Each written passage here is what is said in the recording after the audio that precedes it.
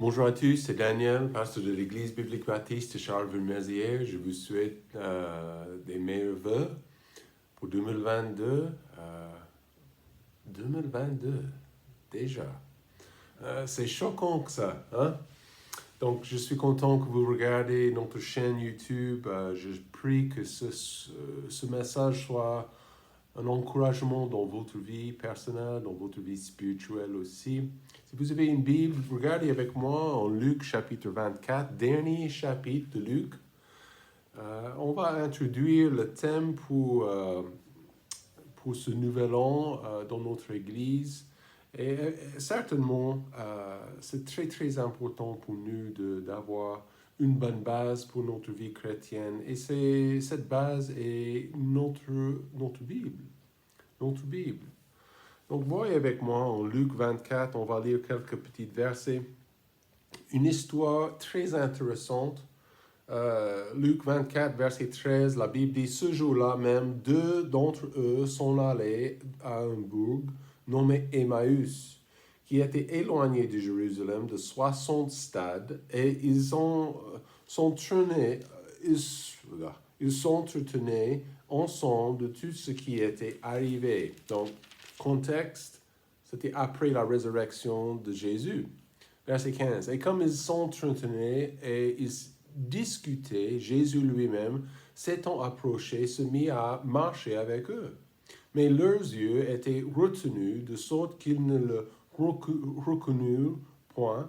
Et il leur dit, quels sont ces discours que vous tenez ensemble, chemin faisant, et pourquoi avez-vous le visage triste? L'un d'eux, nommé Cléopas, lui répondit, es-tu le seul étranger à Jérusalem qui ne sache point les choses qui s'y sont passées ces jours-là, ces jours-ci? Et il leur dit, et quoi? Ils lui répondirent, ce qui est arrivé à Jésus de Nazareth, qui était un prophète, puissant en œuvre et en parole, devant Dieu et devant tout le peuple. Et comme les principaux sacrificateurs, nos magistrats l'ont livré pour être condamné à mort et l'ont crucifié pour nous, nous espérions que ce serait lui qui délivrerait Israël. Et cependant, voici, c'est le troisième jour depuis que ces choses sont arrivées. Il est vrai que quelques femmes des nôtres nous ont fort étonnés, car ayant été de grand matin au sépulcre, et n'y ayant pas trouvé son corps, elles sont venues en disant que des anges leur ont apparu et leur ont dit qu'il est vivant. Vous voyez dans ces versets, ils ne croient pas. OK? Et quelques-uns des nôtres sont allés au sépulcre et ont trouvé les choses comme les femmes l'avaient dit. Mais lui, ils ne l'ont point vu. Et alors il leur dit, aux gens sans intelligence, d'un cœur tardif à croire tout ce que les prophètes ont dit. Ne fallait-il pas que le Christ souffrit ces choses et qu'il entrât dans sa gloire? Puis, commençons par Moïse et par tous les prophètes, il leur expliquait dans toutes les Écritures ce qui le regardait. Verset 28. Et ils approchèrent du bourg et ils allaient, mais Jésus faisant comme s'il voulait aller plus loin, et ils le contraignirent à s'arrêter en lui disant, demeure avec nous, car le soir commence à venir et le jour est sur son déclin. Il entra donc pour demeurer avec eux, et comme il était à la table, avec eux, il prit du pain, rendit grâce, puis l'ayant rompu, il le leur donna. Alors leurs yeux s'ouvrirent et ils le reconnurent, mais il disparut devant eux. Et ils se dirent l'un à l'autre, notre cœur ne brûlait-il pas au-dedans de nous lorsqu'il nous parlait en chemin et qu'il nous expliquait les Écritures? Prions. Père, merci pour ce passage, cette histoire intéressante. Je prie que tu guides nos pensées, guides nos cœurs vers toi aujourd'hui. Au nom de Jésus, nous prions. Amen. C'était 1853, dans une grande salle d'expo à New York. Et c'était connu comme le palais cristal. OK? Donc, c'était le lieu où les hommes sont venus avec les inventions, les nouvelles choses. Et voilà. Il y avait un monsieur dans cette salle qui s'appelait Élisée Otis, Elisha Otis. Et Elisha Otis, il avait préparé un système de freinage pour les ascenseurs. À l'époque, il n'y avait pas beaucoup de grands bâtiments parce que les gens ne voulaient pas monter l'escalier à 5 étages, 6 étages. Donc, en fait, ce qu'il a fait, il avait beaucoup de sceptiques par rapport des ascenseurs, par rapport de sécuriser les ascenseurs. Donc, ce qu'il a fait dans cette grande salle, il a annoncé qu'il ferait un spectacle. Donc, ce qu'il a fait, il était au milieu, élevé, énormément élevé, au-dessus de tout le monde, au-dessus de tout dans la grande salle. Et il avait un monsieur qui était là, et il a coupé le code. Il était à l'intérieur d'un ascenseur. Et donc, il avait annoncé qu'il avait quelqu'un prévu pour couper la ligne, pour couper le code.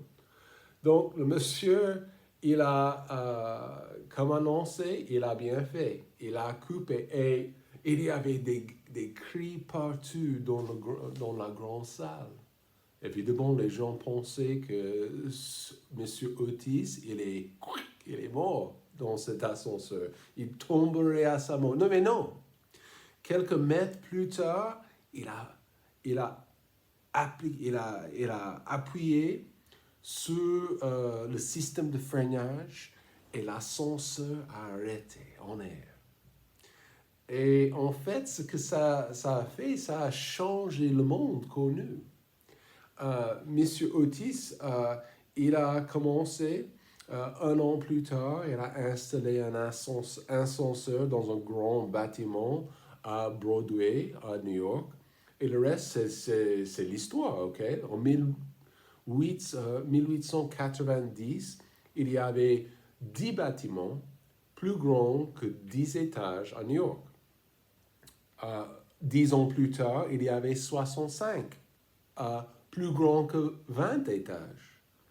Et en 1908, il y avait plus de 500 bâtiments à New York City qui qualifiaient comme des bâtiments énormes. OK? Donc, c'était un grand triomphe. Vous savez, même aujourd'hui, il y a plus de 58 000 ascenseurs à New York, dans New York City, juste dans la ville. Donc, imaginez, un triomphe. Mais c'était un test. C'était un test pour son système de freinage, mais c'était un triomphe pour lui parce qu'il a gagné sa vie dans les années après grâce à son courage de faire quelque chose comme ça dans la salle. Donc, régulièrement, notre foi est mise à l'épreuve. Les problèmes, ce que nous voyons dans le monde, les choses qui ne vont pas dans nos vies, ne sont là pour nous tester et nous pousser à rechercher Dieu et de se reposer sur ses promesses. Et à la fin de la journée, le triomphe que nous pouvons connaître, c'est le triomphe de la parole de Dieu. Et pour nous, le thème aujourd'hui en 2022, c'est vraiment de se souvenir de ses paroles. De se souvenir de ses paroles. Dans chaque circonstance, dans chaque partie de ma vie, j'ai besoin de me rappeler, de me souvenir des paroles de Dieu, de Jésus. Dans ce passage, donc, chaque chose est là, juste avant de continuer, chaque chose est là dans votre vie pour vous pousser vers la parole de Dieu. Dans cette vie, on doit continuellement se souvenir et de se rappeler de ce qu'il dit. Quand je suis découragé, j'ai besoin de la parole de Dieu. Quand je suis coincé et je ne sais pas comment m'avancer, j'ai besoin de la parole de Dieu. Et c'est un triomphe. C'est quelque chose d'énorme que nous avons besoin. Dans ce passage encore, Jésus, il est ressuscité. Les disciples avaient entendu les nouvelles que Jésus était toujours en vie. Pour certains disciples, c'était difficile à croire. Même les femmes avaient oublié les promesses de Jésus par rapport à sa résurrection. Ils sont arrivés au tombeau pour joindre le corps de Jésus, mais ils avaient déjà oublié qu'il avait promis, après 3 jours même, il serait ressuscité. Et bien sûr, ils étaient découragés. Jésus a déjà remarqué, il a remarqué dans notre passage que ces 2 disciples, ces 2 gars, étaient tristes. Et en général, on peut dire que c'est vraiment exceptionnel quand un homme qui est mort, il devient vivant plus tard, 3 jours après, n'est-ce pas? Donc, on ne peut pas critiquer les disciples et ces femmes et ces fidèles un peu de trop, parce que je pense qu'on serait pareil. Mais c'était un échec de la part de ces 2 disciples. Et c'est notre échec aussi quand nous oublions les paroles de notre cher Seigneur. Quand nous sommes préoccupés par les choses de ce monde, nous devenons troublés parce que nos regards, nos pensées ne sont pas continuellement plongés dans la parole de Dieu. Donc, en fait, vous savez comme moi, le rôle de Satan, c'est de mettre la parole, de mettre la bonté de Dieu en doute. En Genèse, il a bien fait avec nos premiers parents, n'est-ce pas? Adam, Ève, ils ont cru la parole d'un menteur dans le jardin. Et je vous dis aujourd'hui, attention dans votre vie aussi, Satan fera son meilleur effort de vous séparer des paroles de Jésus. Donc, s'il peut vous séparer de la prédication à l'Église, s'il peut vous séparer aussi de votre lecture biblique, de votre lecture quotidienne, alors c'est très... il faut reconnaître ces méthodes. En Matthieu 13, verset 19, la Bible dit, lorsqu'un homme écoute la parole du royaume et qu'il ne la comprend point, le malin vient et ravit ce qui a été sémé dans son cœur. Donc, c'est important de comprendre, la parole doit prendre sa place dans nos vies, dans nos pensées, dans nos cœurs. Ça va changer notre vie. Ça va changer 2022. Si on se souvient de ces paroles. Mais notre ennemi, Satan, il veut enlever la semence. Il veut enlever la graine de la parole de Dieu, s'il peut. Donc, c'est la parole qui fait la différence dans nos vies. C'est la parole qui fait la différence dans nos cœurs. Combien de nous sont déstabilisés, comme ces 2 disciples, parce qu'on ne se souvient pas de ces paroles. On oublie ce qu'il dit. Donc, Jésus s'est approché de ces gars et il a posé des bonnes questions. On va les examiner. Il les a mis à l'épreuve. Souvenez-vous de ces paroles en 2022. Si nous le faisons, c'est l'évidence de sa présence dans nos vies. Verset 15. Donc, ces 2 gars sont en route pour aller à Emmaüs. Okay? Verset 15, Jésus, il s'approche d'eux et comme ils s'entretenaient et ils discutaient. Qu'est-ce qu'ils ont dit? Ils étaient en train de parler de ce qu'ils avaient entendu, la résurrection possible. Jésus lui-même, s'étant approché, se mit à marcher avec eux. Mais leurs yeux étaient retenus de sorte qu'ils ne le reconnurent point. Ces hommes étaient bien perturbés, par ces événements. Comme beaucoup de gens, ces hommes pensaient que Jésus établirait son royaume, donc ils avaient du mal pour accepter la souffrance de la croix. En verset 26, nous voyons, ne fallait-il pas que le Christ souffrait ces choses? Donc peut-être ça c'était exactement la raison pourquoi ils ont discuté. Ils ont voulu le royaume n'est pas la souffrance et pas la croix. Mais le royaume de Jésus, c'est quelque chose de spirituel, n'est-ce pas? Nous comprenons ça maintenant dans les Écritures. Mais ces hommes, ils avaient du mal à accepter ça. Ils étaient en plein dispute, plein de discussion, et Jésus s'est approché d'eux. Je pense qu'il y a un peu d'humeur dans les questions. Verset 17, quels sont ces discours que vous tenez ensemble?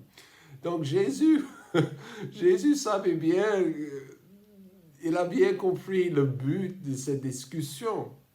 Comme Jésus n'était pas au courant par rapport aux événements, il était le personnage central de ces événements. Mais attendez, Jésus a entendu de leurs doutes par rapport de lui.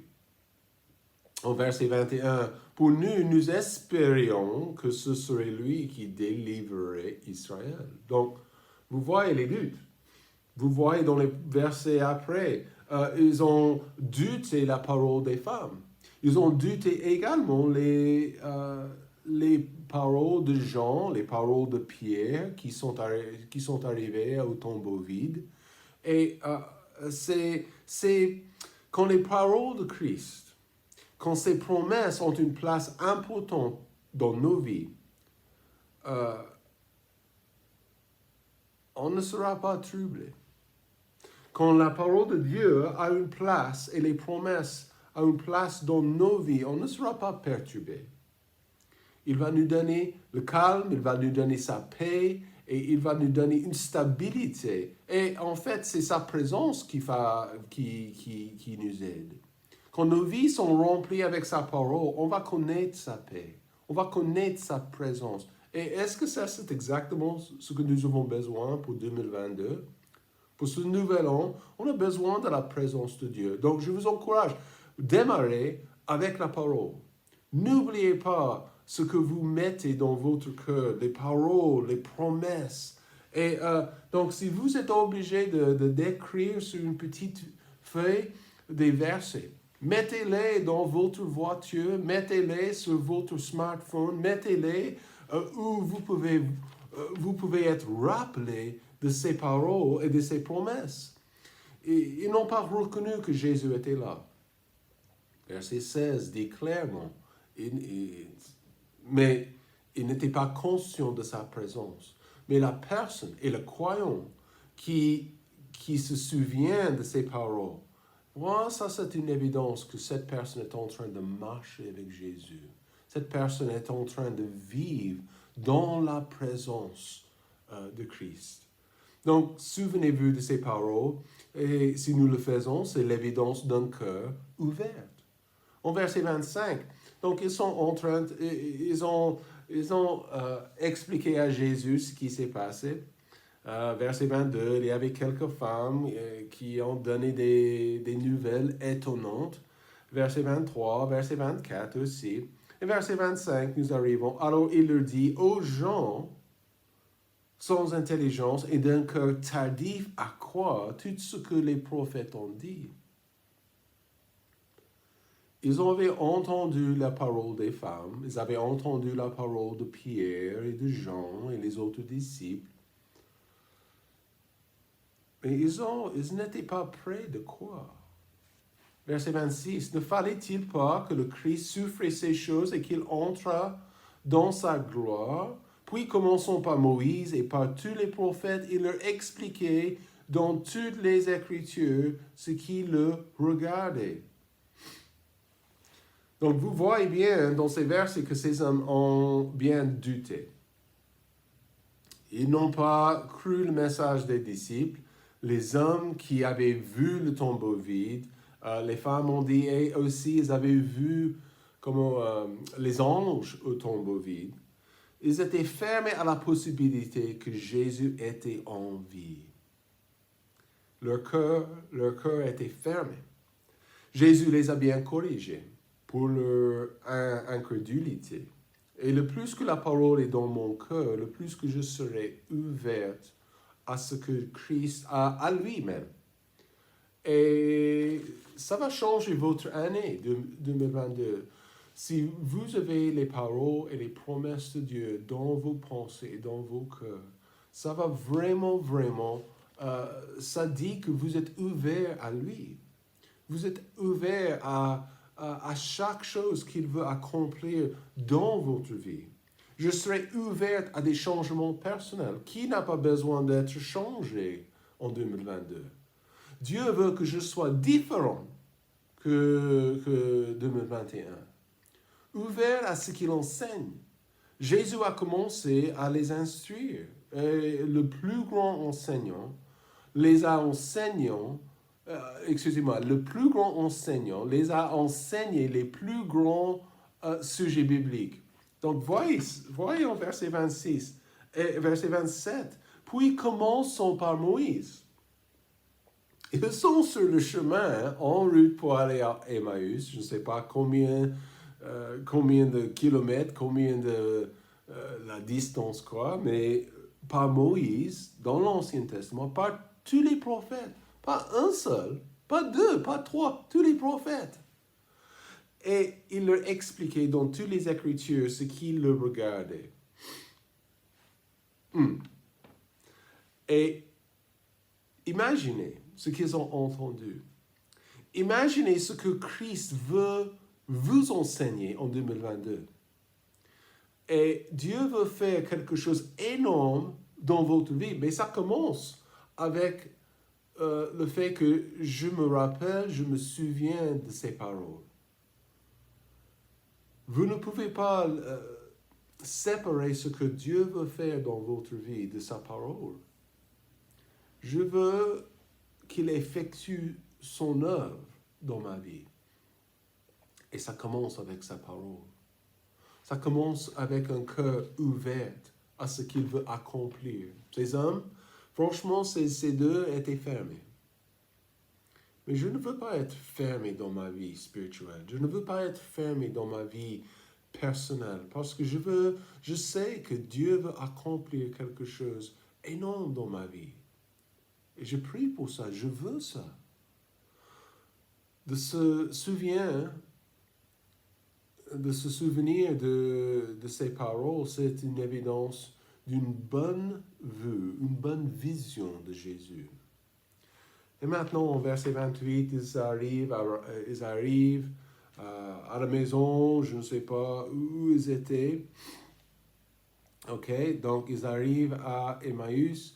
Et voilà, et comme ils étaient à la table, verset 30, avec eux, il prit du pain, rendit grâce, puis l'ayant rompu, il le leur donna.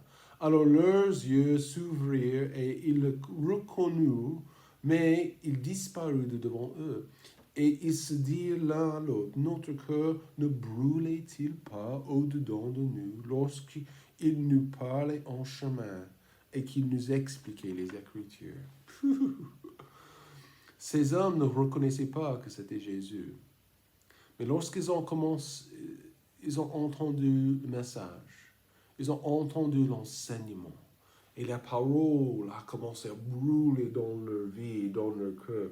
Ils avaient une image claire de Jésus. Les paroles de Jésus brûlaient dans leur cœur. Et c'était un message direct de Christ. Et à un certain moment, ils l'ont vu. Ils l'ont reconnu. C'était bien Jésus ressuscité. Ils ont vu Jésus dans sa splendeur, sa gloire, et tout de suite, boum, il a disparu. Mais pour une seconde, pour une minute, ils avaient une vision de Christ claire. Une vision claire de Christ. Et une bonne vue de Jésus, une bonne vision de Jésus, c'est un résultat de sa parole dans nos vies et dans nos cœurs. La clé pour comprendre la Bible, vous voulez savoir ce que c'est? C'est de voir Jésus sur chaque page. Il est le personnage central. Il est le personnage biblique. Et ce n'est pas Marie, ce n'est pas les disciples Pierre, ce n'est pas Moïse non plus. C'est Jésus. Quand je me souviens de ces paroles, je trouve un respect profond pour lui. Ces hommes ont été profondément changés par la parole. Un respect profond pour sa parole. Et leur vie était différente. En 2022, je veux que ma vie soit différente. Je veux que Christ change ma vie. Et ça commence quand je me souviens de ses paroles. Je me souviens de ses, de ses promesses. On a besoin de ça. On a besoin des enfants de Dieu qui sont constamment, qui remplissent leur vie, leur cœur, leur pensée avec ce que Dieu dit. C'est ça qui va changer notre année. C'est ça qui va changer notre an. On a besoin de ça. Je prie que 2022 que ce soit la meilleure année de votre vie. Ça, c'est ma prière. Que Dieu vous bénisse.